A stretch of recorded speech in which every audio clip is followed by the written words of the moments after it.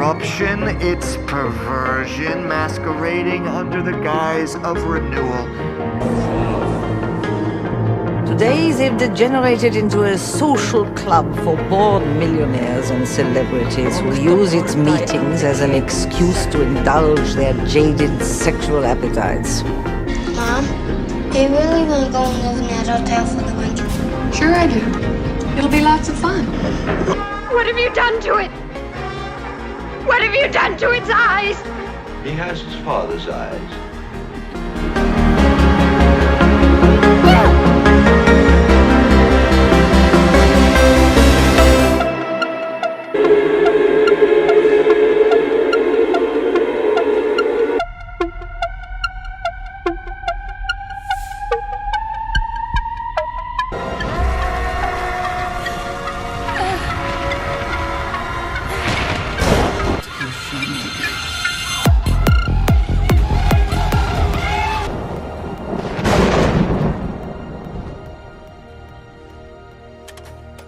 Hello everyone, and welcome back to Uncensored Cinefiles.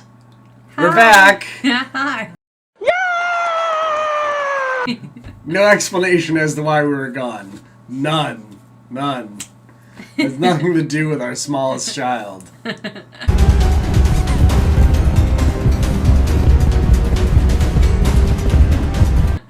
What? Is this like a new season of Uncensored Cinefiles? Welcome to season new of Uncensored Cinefiles. I guess it's a new season. So, we're I don't know, we're back in the groove of things. We still existence. I see what you did there. Yes, today we're going to be discussing the 1999 film Existenz. Yes. By David Cronenberg? Yes, that's right. Yeah, I was like about to say David Copperfield. That guy. David Copperfield, but that's a completely different person. His name ends in Berg, so you know he's an insider of Hollywood. Do you know any of his other movies at all? Have you heard of him? No, I have not. I have not heard of Cronenberg at all. No, I've never heard of this guy before. Have you ever heard of the film The Fly? I've heard of it, but I have not seen it. It's a pretty good movie. He made a remake of it in 1980s. I want to say 1986, but I could be completely wrong. But it's like he specializes in the body horror. Yes. Subgenre of horror films where it's all about how the human body can be mutilated and mutated and used in this like hyper real way, which we see a lot of in this film. So I think it's a really interesting film. I'm very I'm looking forward to our conversation about it. Yes. But I also think this would be a great pairing with Cronenberg's other film, Videodrome. Okay. Which was starring James Wood, I believe, and Debbie Harry, Blondie.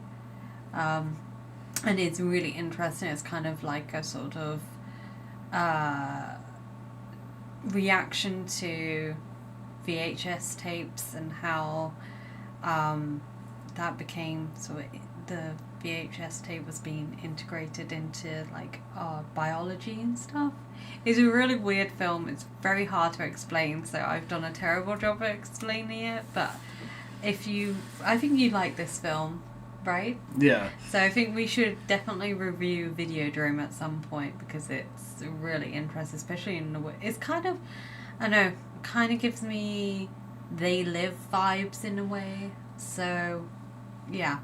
But I will say the one thing I didn't like about the film is like the weird sort of gory aspect to it with like the blood dripping all over stuff and like the constant like shots of plugging in and being like probed and stuff like that. Yeah, and then like they even turned it into a sexual thing at one point, even though it was like totally gross. Right. Okay. Right, and then like the whole eating when the guy was eating the stuff at the table, like when he was pulling out the bones. Maybe we won't watch. Okay, if you feel like existence is like too much, then I didn't think it was too much. I just thought that was my least favorite part of the film. Okay, well, I mean, this is kind of like the first film that we're going to be discussing in our Are We Living in a Simulation playlist that we're going to be doing, because I'm very interested in this theory.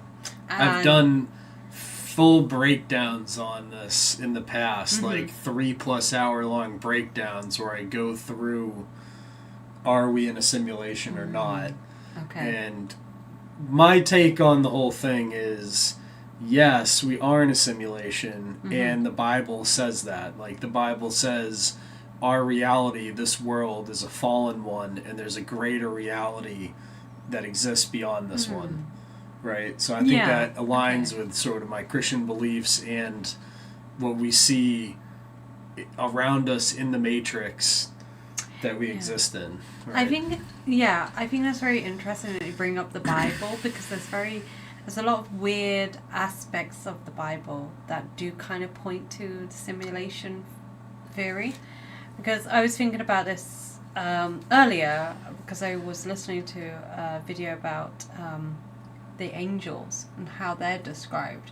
And we think of the angels like how they're depicted in like mainstream media as being like with the wings and the harps, or like the cute little babies. And when you actually have the real like description of them in the Bible, they're like terrifying. They're like big spears with covered in eyes, or they're like they've got weird heads of creatures with wings hiding their like the identity, you know. And that makes me think of like the fact that if you were trying to describe something from like so technologically advanced, but you were in, say, the Columbus times, how would you describe that to, like, you know, the average person around at that time? You know, take something like a drone, for example. Like, how would you describe that to somebody? That's like modern day technology. So I feel like the angels are more than just they're not human. They're something technologically advanced, and so, you know, exist on a different dimensional plane that we just don't have the words to describe it. And I feel like that's kind of proof of the simulation theory. But I don't know, you probably know a lot more than I do about the Bible, so is there anything else that sort of points to the simulation idea? From the Bible or from the movie? Well, we'll get into the movie in a little while, but I'm really keen. I think it's... Well, I mean, the entire Bible is constantly saying that, you know, that this reality isn't all there is, and that there is a greater reality, and people experience that through like near-death experiences and whatnot. And obviously the angels, the fact that the Bible's like a predictive document, which then indicates that it was written by something that had knowledge of what's going to happen in the future. Right, yeah. Because which then again is the like multiple predictions of Jesus Christ. Yeah, so it's like, once again, like, are you able to predict those things because it's all going to come to pass? And if it's all going to come to pass, is that because this is all part of some sort of bigger design that we don't quite understand? And it's also, there's a tie-in to the movie, because the guy who wrote the movie was, like, he depicted a video game designer that was being persecuted for their works, and he chose that because of the guy who wrote the Satanic Verses, right? Yeah, and how he was being persecuted for writing that book. But the thing about it is, and we talked about this as well, is the Satanic Verses is like a garbage book. And all these people like love it, and like not only so it's not just like this weird Cronenberg guy, but it's also like praised by like all these psychopaths that love pizza parties that were exposed by me back in the day. And it's like their favorite book too. Like Jimmy Comet loves him some Satanic Verses, and so does Podesta. Yeah. And so does Jack Dorsey, the guy that ran Twitter. Right? So it's like this championed book by all these psychos and creeps. And It sounds not really any good. It sounds really terrible. I was just reading a Wikipedia entry about it, and it was like this weird, convoluted like story about 2 Indian immigrants who like get involved in like terrorism or a terrorist attack, and then they believe they're taken over by like divine beings, and it was like, okay, I don't get where this is going, but all the sort of like media sort of like praise of it was like, oh, it's about immigration and it's about British imperialism and it's all this stuff, and it's like, I hate that. Yeah. It's like when a text is so abstract that you have to put your own meaning onto it, it doesn't really have any meaning. Yeah. It's like modern art. It's like, oh, well, this black splatter on this white canvas means the oppression of this race and that race, and it's like, or it could just be someone threw some paint at a wall and that was it. It's just, I don't know. It just frustrates me that we have really awful literature and art nowadays. And I'm going to go on a massive rant about it, so stop me before I do that. Fine. So the movie Existenz. Yes, this is the movie that we're discussing. It does Existenz in our podcast. More terrible pun jokes to come. It stars Jude Law as, what was his name? He had Ted Pickle, which sounds like Pixel. Yep, so you have Ted Pixel. And Jennifer Jason Leigh as Ala Geller, who is the game developer. Yes. Which sounds like algorithm, in my opinion.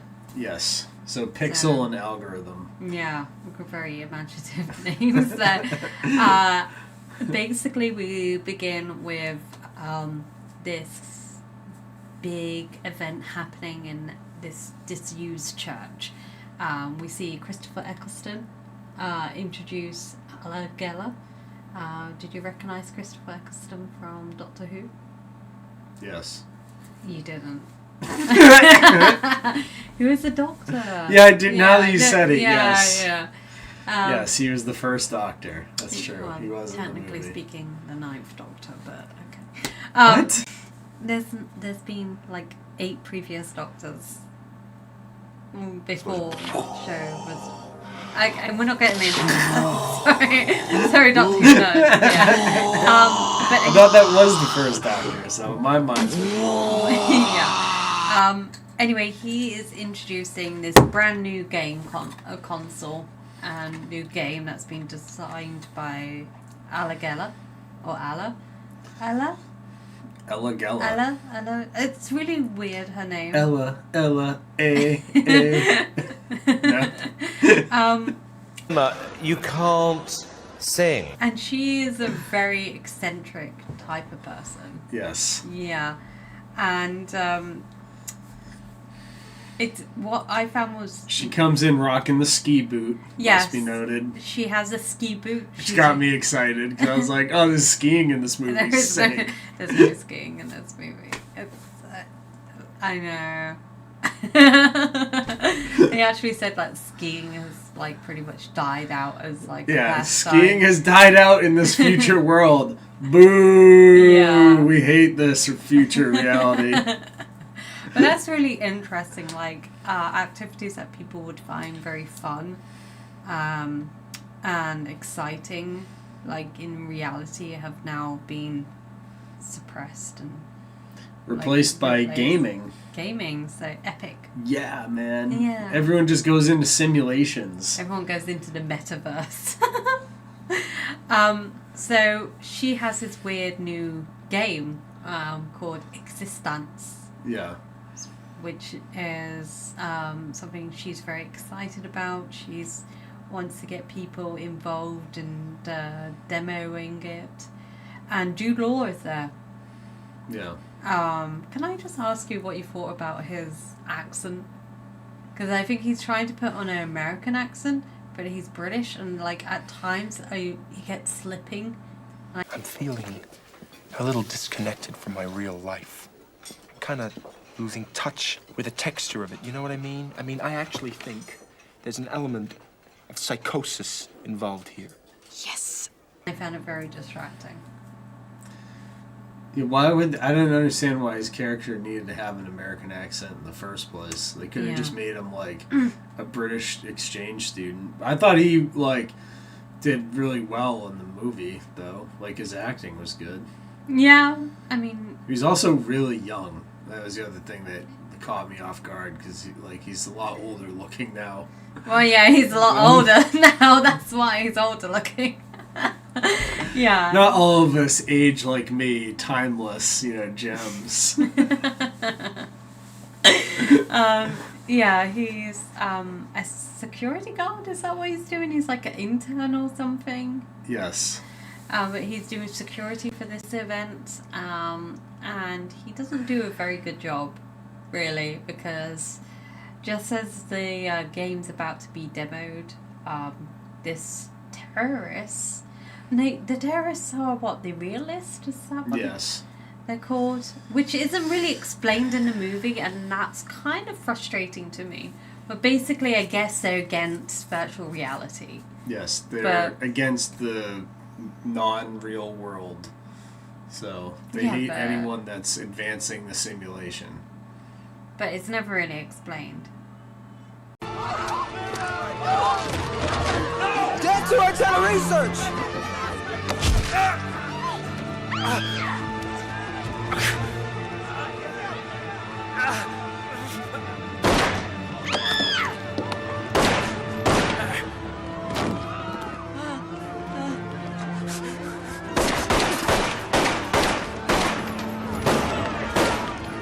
So what were we discussing? We were finally talking about this epic movie.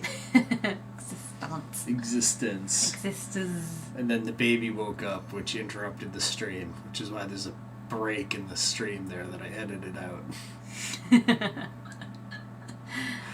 Magic of editing. Yes. So anyway, basically, Christopher Eccleston gets shot. Death to the demoness Allegra Geller! No! In the film.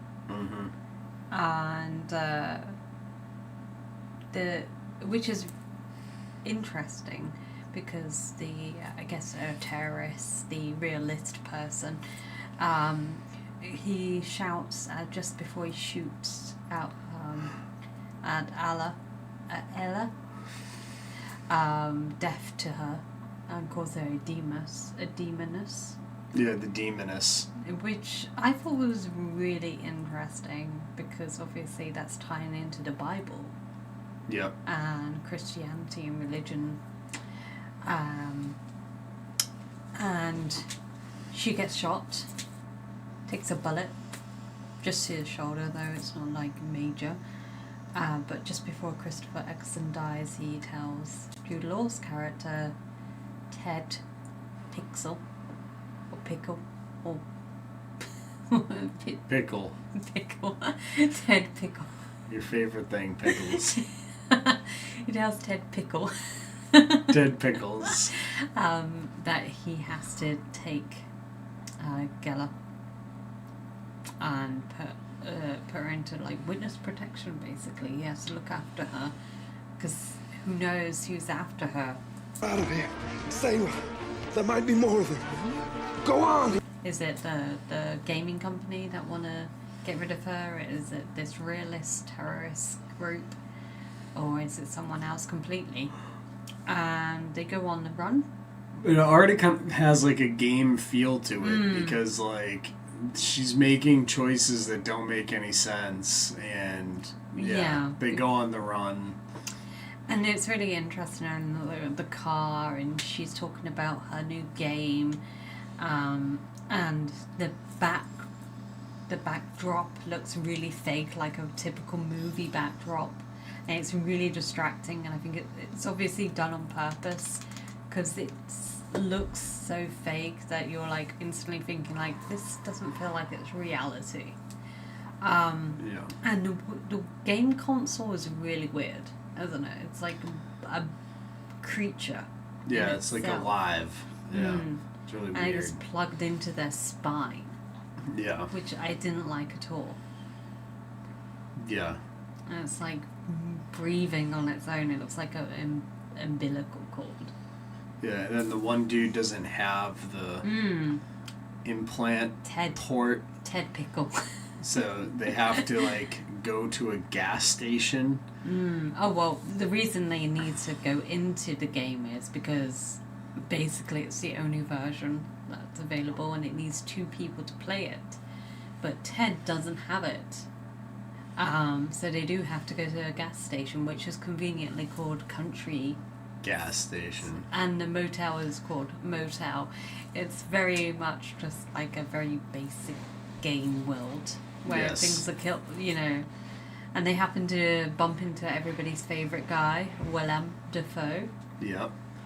Who's called Gas. He just happens to be in this movie. I mean, it's always one of Marina Abramovich's favorite people. It's always like weird when he turns up in movies. Yeah. Because I mean, I really like him as an actor, but he chooses some very strange projects. Yes, he does. His agent is just like, really, Willem? You want to do this film? Yeah, of course. But yes, he turns up in this movie, and he just happens to be able to give Jude Law a what is it? It's like a weird. What do they call it?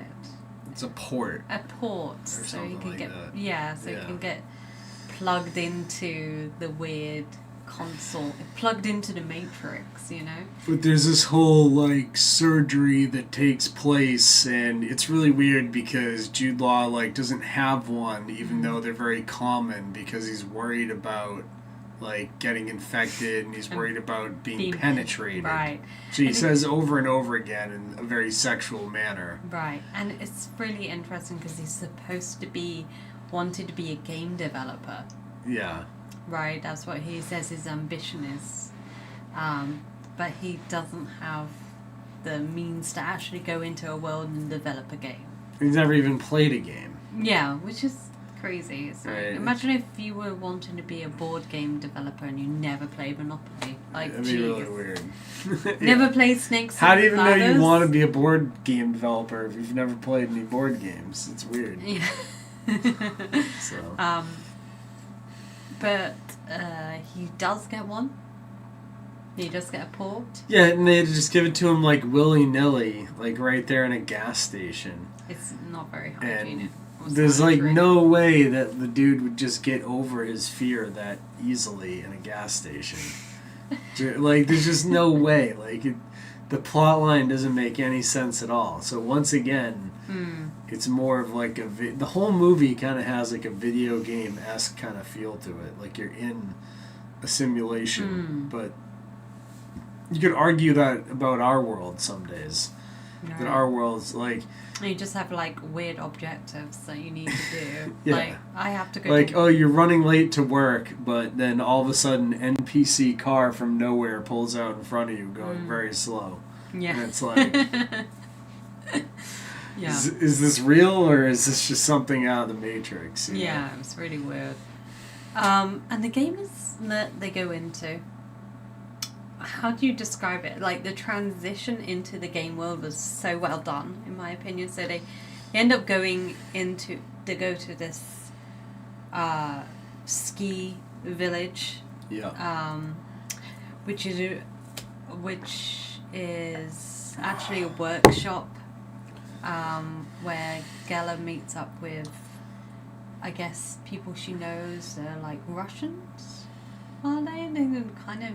Yeah, some for a foreign accent. Yeah, I thought they were like Norwegian or something. It was really weird. It's never really specified, Yeah. but they just happened to be able to cure her game console because they got infected because Willem Dafoe was actually a bad guy who saw that coming. Yeah. And they infected it when he was trying to put the port in Jude Law's character.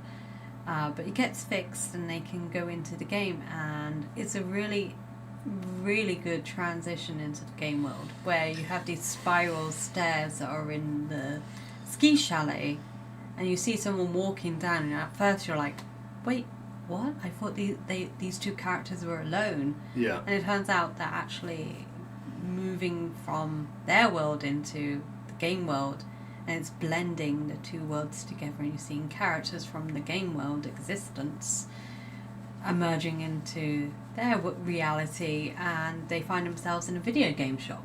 Yes. Which is, I thought, was one of the most interesting ways I've seen characters go into a different reality. It was like one of the better ones I've ever seen. Yeah. It wasn't the typical like thing they do with like sigil magic where you have like spirals or like Right, it wasn't like the Matrix where it was all like zoom, flashy, very like lots of the bright white and the zooming camera and everything. This felt very organic, which is really interesting because the machine is organic, the games console, so it felt like a very organic, natural flow to it. And it also made it harder to distinguish what's reality in the game world because it kind of fused them together. Right, so it's almost like, what's reality anymore? It makes it very difficult because it wasn't like when they went into the game, it was a game. It was just a simulated reality. You couldn't really tell it was any different to the other than world. how people react. Like right. The NPCs would react like NPCs. Right. It made me think of like when you're playing like a game like Skyrim and you just like randomly kill someone and everyone just like, and gets back onto what they're doing. And it's like you're playing with the body and you're making it float in the air and everybody's like, oh, stop doing that. And then the guard's like, I took an arrow to the knee, and just continue with their like programmed chat. Yeah. And that's what this film does really well. And it was so weird to me because we were discussing this. The film is made in 1999. Yes. And I mean, to be fair, I was like a child in the 90s. I wasn't playing a lot of video games, but I'm aware of games in that that era, that decade. I don't remember them necessarily being like, say, like Skyrim or Red Dead Redemption or GTA, where you were like interacting with NPCs in that way and getting like certain objectives and tasks, and it was like a very real world that you became absorbed in. Video games weren't really there right, yet. They weren't, and it's really interesting that this film feels very ahead of its time. So I don't know if Cronenberg consulted with video game experts or developers to see what they were imagining, or whether he just like predicted it, but it was so interesting. What I love about this film is when they get the objective, which is to go to, to this weird farm factory facility, and they get to interact with an NPC, and he has set responses, and they have to say things in a certain way, but when he's not talking, he's just sort of like, interacting like you see in a video game. Yes. Jag är trött fan.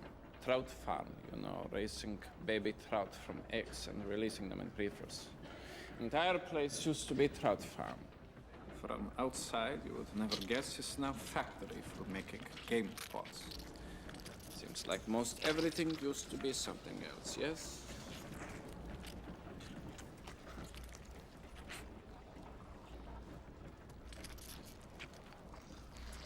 You might be new, but you seem to know what you're doing. It surprises me more than it surprises you.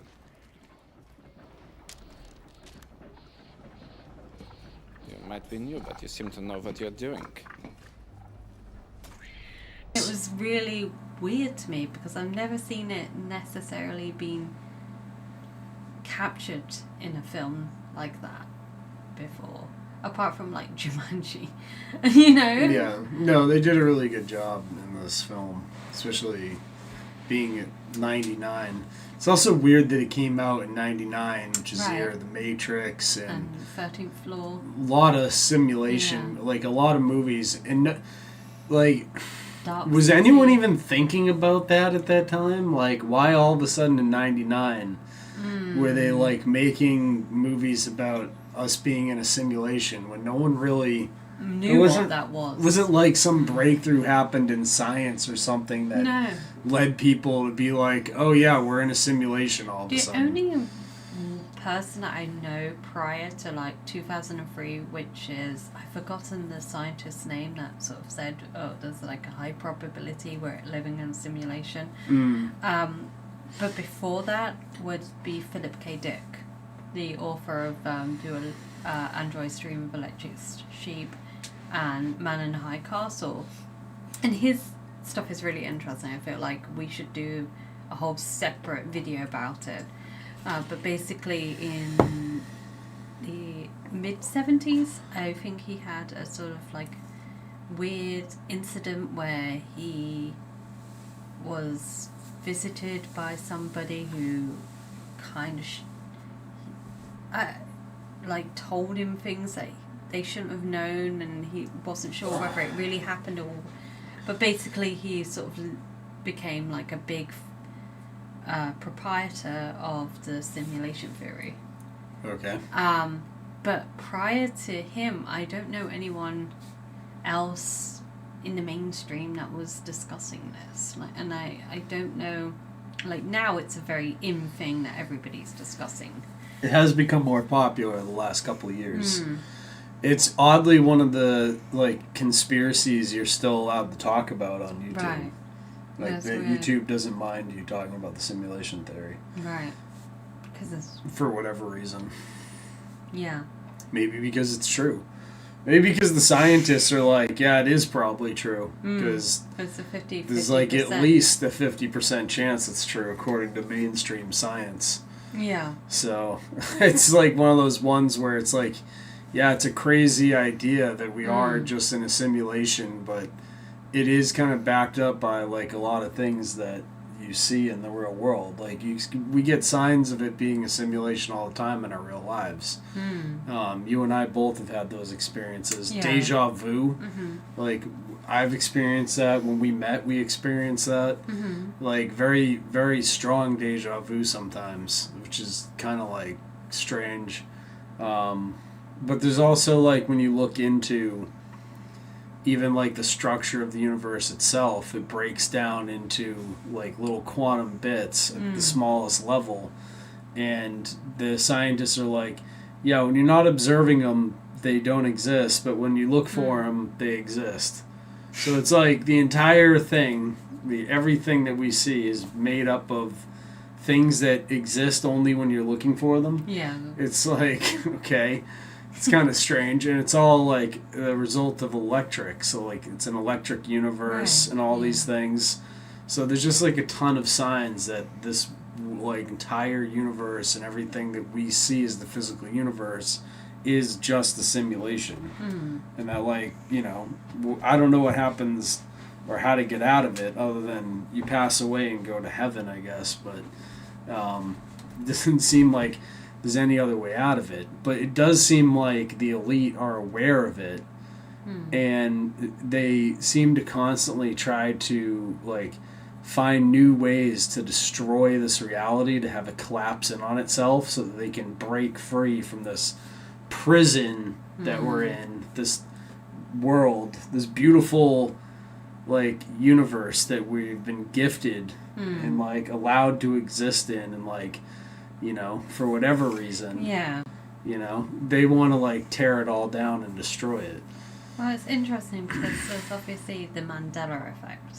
Yes. And I feel like that's like a reaction. It's almost like, you know, when you have a virus on your computer and you try to run a program to like clear it. I feel like the Mandela effect is that, you know, like a reaction to something that's gone wrong in the system, and it's trying to clear it out. And that's why, you know, suddenly we're now misremembering like Fruit of the Loom logo, you know. It's kind of like weird in that regard. I definitely feel like the Mandela effect is something. There's definitely something to it, because the stuff that I remember that like definitely was not. Pikachu did have black on the end of his tail, because I remember drawing him a lot as a child, because I was like obsessed with Pokemon. So I know that for a fact. Like I remember drawing the black on his tail. It was definitely the Bernstein Bears, not Bernstein Bears. You know, there's just weird stuff like that. Yeah, the Fruit of the Loom thing is definitely something I remember, because I saw the logo and didn't know what that... I've seen some Mandela effect stuff debunked. Like, I've seen the ones where they're like, oh, verses in the Bible changed, but then, like, there's no way. That one's really, like, quite silly, because it depends on what version of the Bible you have. Yes, those ones I don't believe, but the ones that are like... More to do with like popular media and mainstream media. Yeah, there's like one where it was like a classic Christmas song, and then the words were changed, and I was like, no, that doesn't even make sense. It doesn't like actually naturally flow. Yeah, and I was like, there's no way it was that the whole time. Like, there's just like, I don't know, like there's a bunch of them, like the Bernstein Bears one definitely. Like there's just like, it's, so I don't know. The Depends one, the diapers one, they ripped on Nathan Stoltman for this, the Lift the Veil guy, but he was definitely right about it, which is that the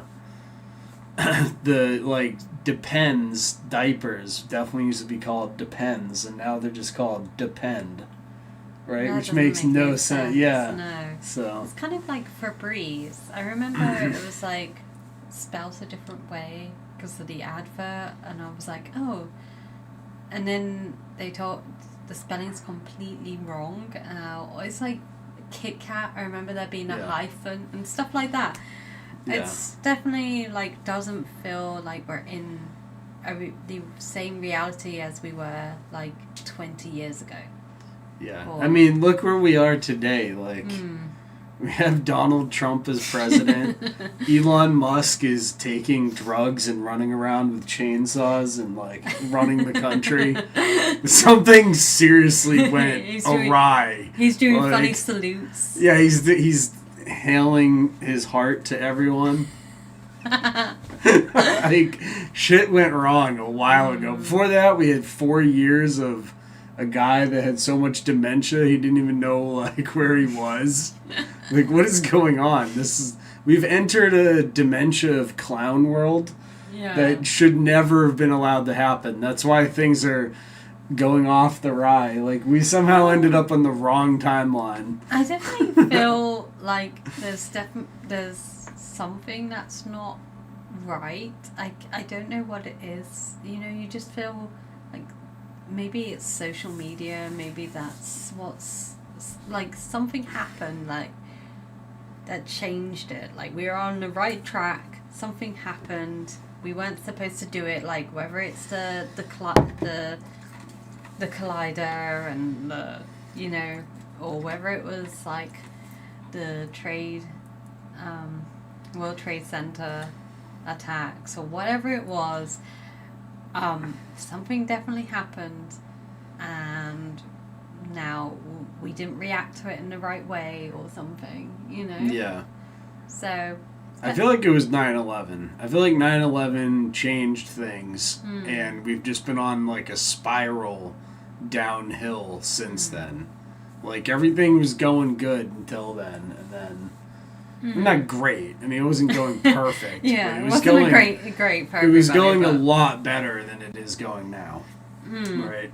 Yeah, it's really weird. So. And I think what's interesting is we sort of like watch films like from like Existence from the 1909 period of time, and even though this is like a film that came out in that year, it's not really like as well known as other movies, but still I felt was a very solid movie compared to everything else that we have nowadays.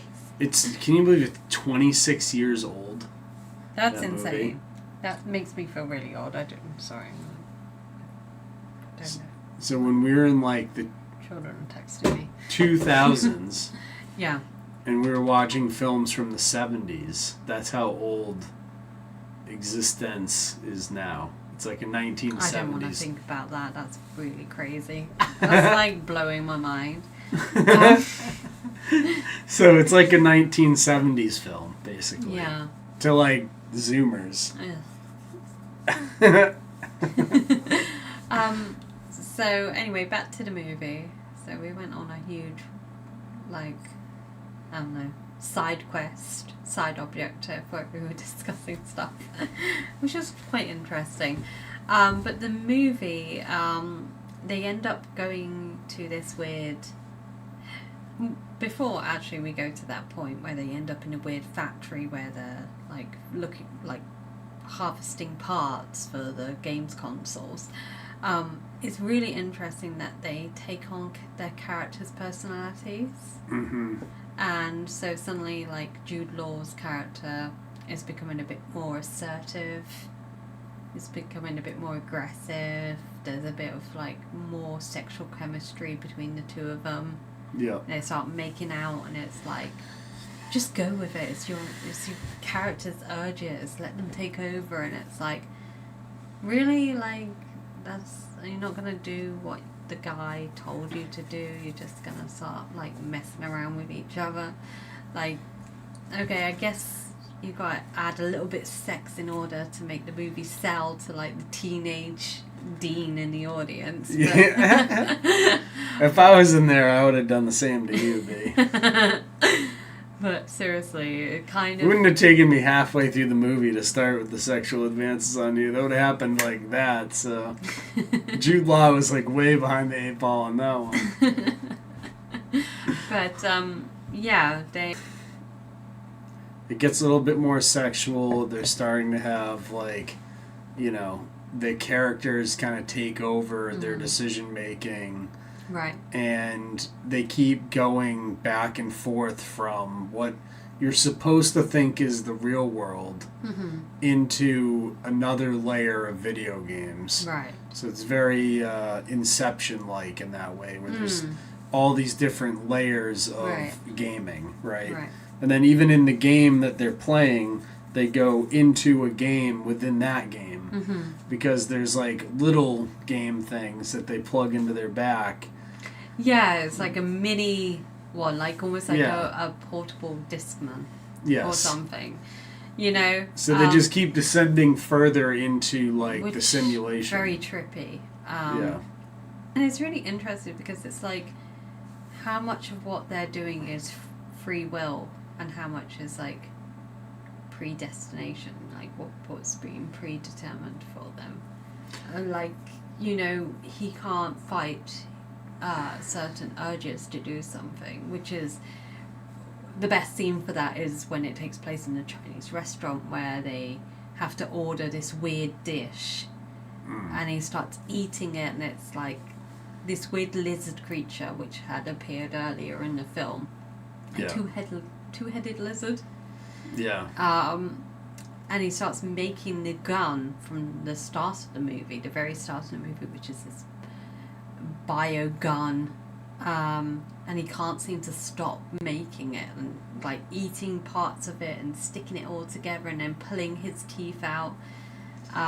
It was so grody. It was really gross. Yeah. It was really gross. And then he wants to shoot someone. And he makes a gun that's like the only gun I've not wanted to own. You don't want to shoot your own teeth out of a weapon. I didn't think it was possible to make a gun I wouldn't want. They've done it in this movie. Yeah. So. And he turns the gun on Geller and shouts that death to the demoness Allegra Geller. You know, death to her. Death to the demoness Ellegard, or whatever her name is. We'll just Ella Algorithm. Yeah. Ella. And then it's laughed off as a joke, but how much of it is like his subconscious coming through? Definitely a little bit. Yeah. But and there's also like once or twice in some of those scenes leading up to that, she comes off as an NPC character. Right. Like in her responses. Yeah, and it was like really weird, wasn't it? Yeah, it was. And I just want to say her acting in this movie was really good. Yes, I think they both did. I think everybody was really good. Yeah. But instead of shooting her, he shoots the lovely Chinese waiter who did nothing wrong. Okay? He did nothing wrong. He was serving them their food. He was really nice, really like quite... He served them disgusting, gross stuff. Like... Yeah, but they asked for the special. I would have shot him if he brought that to me too. Yeah, but they asked for the special. That was like... That was the grossest special of all time. Yeah, but you know... And they ordered it, the whole table cleared. Yeah. We were sat with like a whole table of people, they all just got up and left. It was like, oh, are you sure you want the special? No. Yeah, so... Never ever order the special in a Chinese restaurant. That's it. If we learned anything from this movie. I think that was the whole point that of the was movie. the whole purpose of the movie. Cronenberg was like, had a bad experience in China. In Chinatown, you mean? Yeah. Chinatown, yeah. And so he shoots this poor Chinese waiter, kills him. Yeah. A dog makes off with the gun. And which will come into... All of this is going somewhere. I know it sounds weird, and when we're talking about it, this film sounds absolutely insane. But it is actually all ties back to the beginning and the end. Yes. And then they end up meeting up with the person. It's all very weird. It kind of lost me here. Like, there was a whole explanation about what the factory was. They were like harvesting organs from like real life creatures that were mutated, and they made a games console that was infected, and they plugged into it, and it was all becoming a bit... I don't know. I just felt the movie was going off the rails there. Mm-hmm. Yeah, a little bit. Yeah. I agree with that, yeah. Next thing you know, the factory / barn is on fire, and they end up back in their world. Then someone bursts in, it's the freedom fighters, and there's a huge gunfight. And it does feel like it's becoming so over the top that you know it's not real. None of it is real. Yeah. And the next thing you know...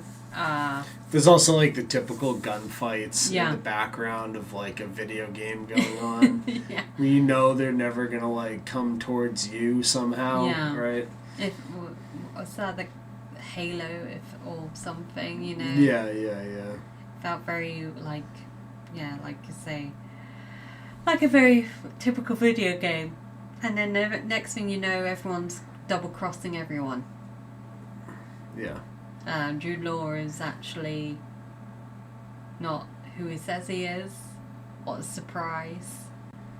She had cured him of his weird disease that he had, and then all of a sudden his spine blows up. It's just like such a wild ending.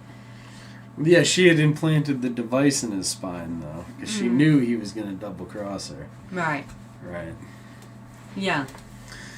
So, and then, like, they wake up from the reality, and they're actually in a video game demonstration. Right. Right?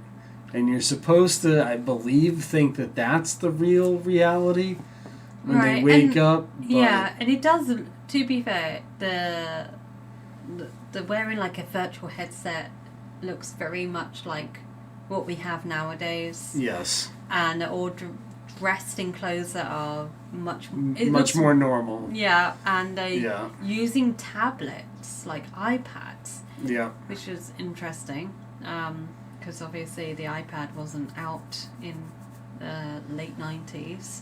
No. And they're all talking about like what roles they were playing in the game, like all, you know, Willem Dafoe's like there and he seems pretty normal. Ian Holm, who was the weird scientist with a funny accent, he makes a funny remark that he couldn't understand himself. The Chinese waiter is like, you know, there, and he's just like, oh, that was intense. And yeah, it's a game. They're doing a demo for a game called, what was the game called? Transcendence. Right? So once again, yeah. Yeah. But are they in a virtual reality? Was that like their mission? Because next thing you know, Jude Law and the lady whose name I've forgotten all about now. What's her name? Algorithm. Yeah. Ted and Ella. Ella. Go up to the game creators and shoot them. Yeah, well, first they peel back their dog's fur. And underneath their dog's fur, underneath their dog's fur, are some pistols. Yeah. Pow, pow, pow! They pull them out and just blow these people away. It's great. And it's not chicken bone guns; it's actual guns. Real guns. Yeah. So that kind of leads to it being, oh, they're back in reality and they've just gone insane because of this game, and they don't realize they're in reality. But also, the thing alludes to many times that, like, yes, you're in a game, like at points when they're in the game, but how different is the game from actual reality? Right. Because in reality, you have to say certain things in order to get what you want, and if you don't say these things, NPC people won't let you advance. Yeah. You know, like, say you go to Dunkin' Donuts and you're like, hi, I'd like a Happy Meal with a Coke. They're gonna be like, no, we can't do that. Like, the NPCs at Dunkin' Donuts are not gonna be able to help you. Everybody who's at Dunkin' Donuts is an NPC. I'm not saying everyone at Dunkin' Donuts, because I've met some Dunkin' Donuts people who are not NPCs, but what I am saying is a lot of them are NPCs. But no, it was a very interesting film, and I think it was, okay, it's not the greatest film about simulation theory. Yeah. It's not, like, to me, it's not a film that is up there with the likes of The Matrix. But I do think it was one of the better films I've seen discussing being the world of video games. I think it was a really good movie at showing, like, how fake our reality is by showing you how, like, easy it would be to trick you into thinking you're, like, in a virtual world. Like, it's so easy to, like, put you into a simulation video game, right, and it be so close that it would be, like, hard to decipher, and that's because our world is a simulation, so it's hard to even know what reality is. Right. You know, it's very easy to mimic our reality with something like a simulation. You know, So. Yeah.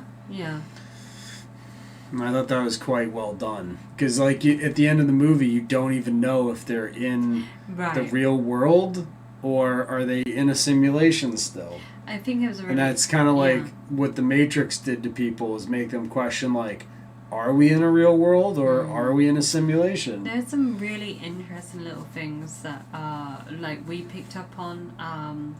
For example, when we first meet Ella Geller, she's at a table and there's just loads of teacups, and made me think. You mentioned about Alice in Wonderland, and obviously there's a tea party in that movie, and am I right in thinking that's sort of a precursor to simulation world sort of thing? Yeah, of course. Like Alice in Wonderland, like she's going into like a simulated world, like once again. And the other weird thing in the beginning of the movie, wasn't there like a phone booth that was featured right at the beginning? There's phones that they call. Yeah, you'll notice try like to call for help, but in all these like simulation / time travel movies, it's the phone booth. They do it like in a bunch of different things. Yeah, Bill and Ted. The Doctor Who series, they're in a phone booth thing. Yeah. The Matrix, they're in a phone booth. Like, it's really weird. I don't know what that is. I don't know. It's like the only way out of the Matrix was through landline telephones. And that's why the Illuminati took them away and gave us cell phones. The thing about the teacups was like just weird because nobody was drinking tea.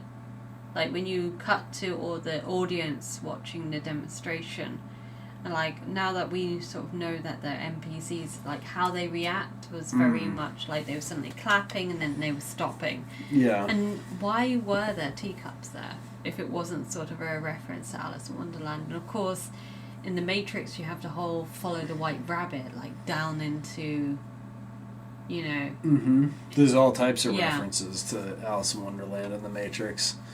And Alice in Wonderland is one of these big time like books revered by the occult. Right? They all love this book. Yeah. And the guy who wrote Lewis Carroll was a very... The guy who wrote it was one of these creepy pedos. And they even named the big like pedo holiday after Alice Day. Yeah. Right? Because... Well, I was going to mention this about the Film Existenz. There's no children in that movie. No, there's no kids at all. It's really weird to me. Yeah. That's a good point. I also thought it was interesting that the only animals that we see are the dog,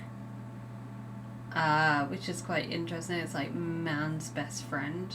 There's like but you also see that weird lizard thing. Yeah, and that weird lizard thing, the two-headed lizard. Yeah. Which is, I mean, and you do see parts of animals that are sort of weird hybrids. Like these weird fish things. And amphibians that have all been like genetically modified and stuff.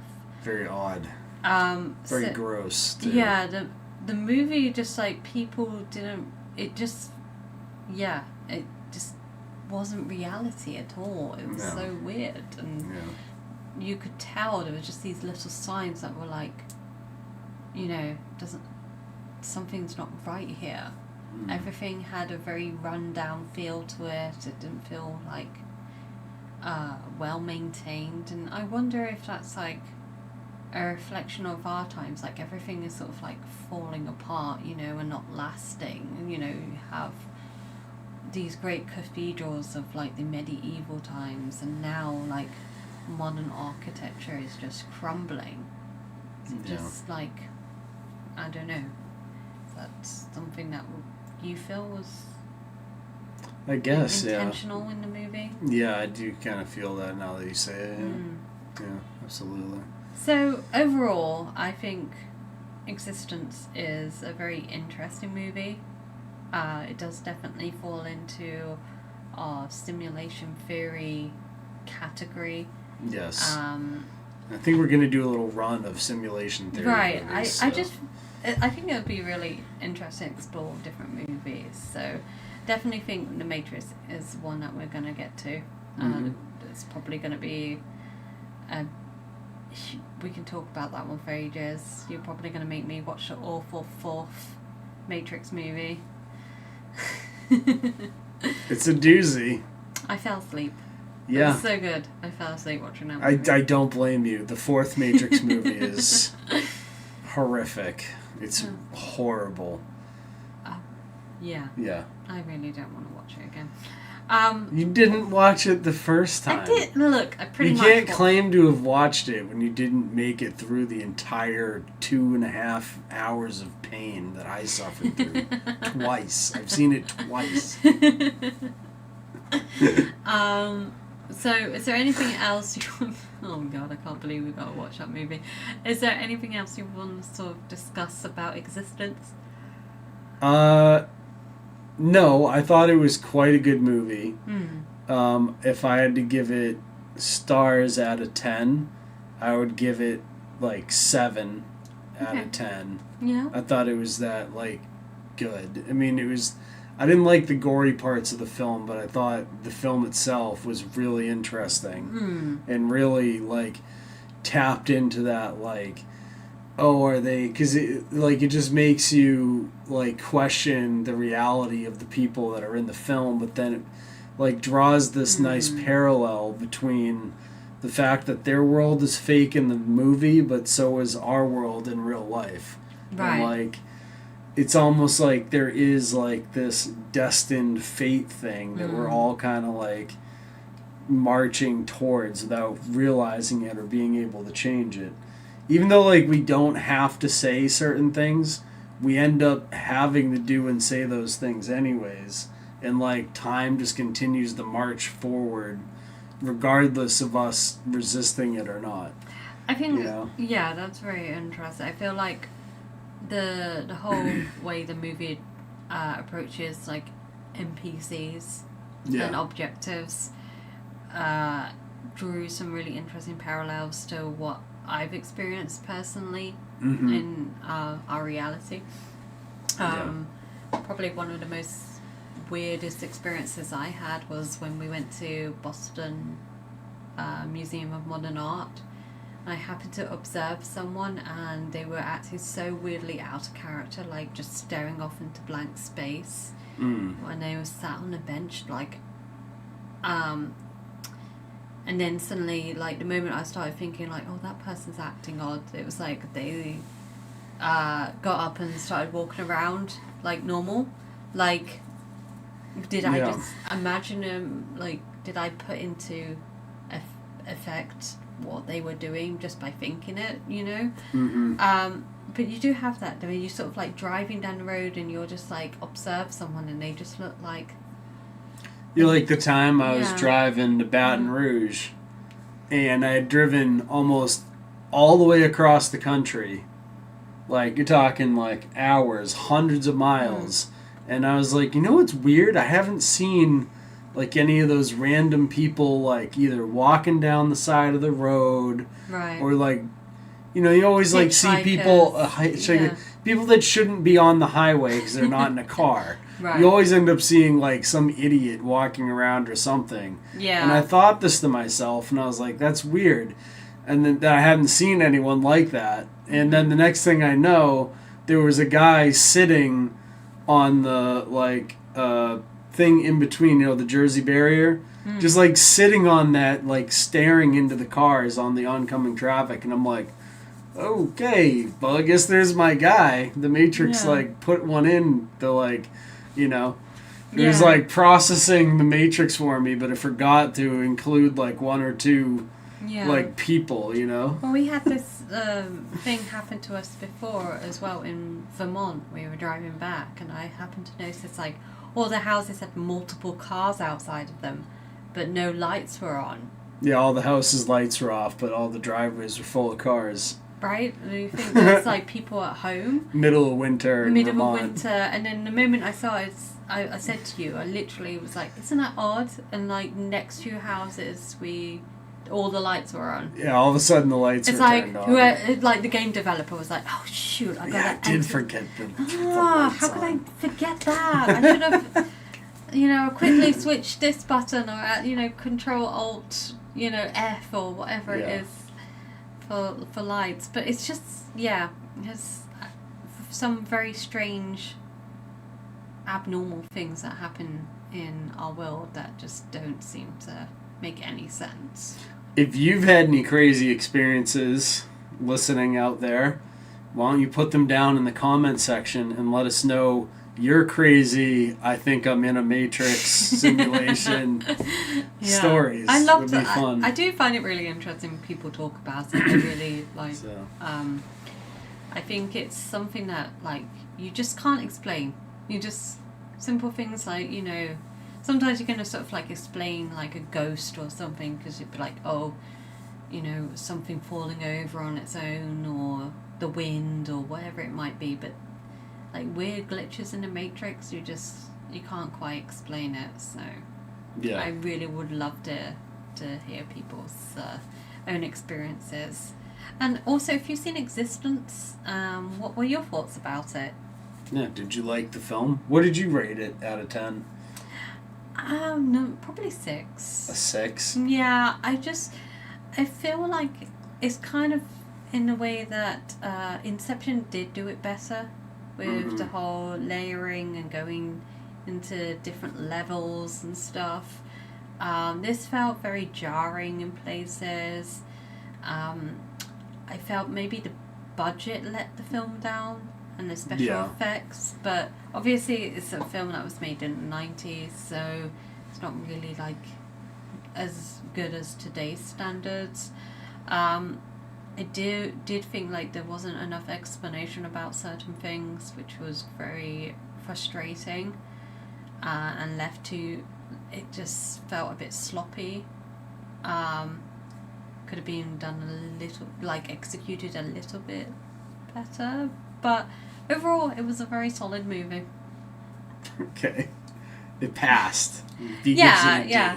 I give it a D. It didn't fail, but it passed. Well, the thing is, I have very high standards of movies, so I rarely give a movie 5 out of 5 or 10 out of 10, and even I have a low standard for movies.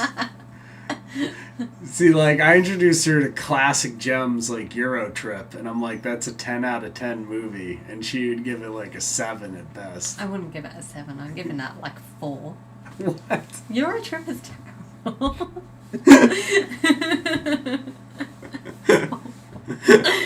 It's at least a 9 out of 10. I mean, excuse me. Alright, that's it. We're done. We're done. Well, thank you. Hit subscribe, all that kind of stuff. And let us know if there's any simulation films that you think we should cover.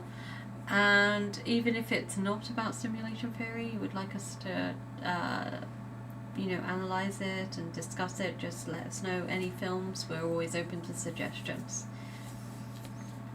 Except bad movies. Don't suggest bad movies just to troll us. Or do. I mean, it's always fun. Alright. Thank Bye, you. everyone. Bye, Thanks everyone. for watching. Bye.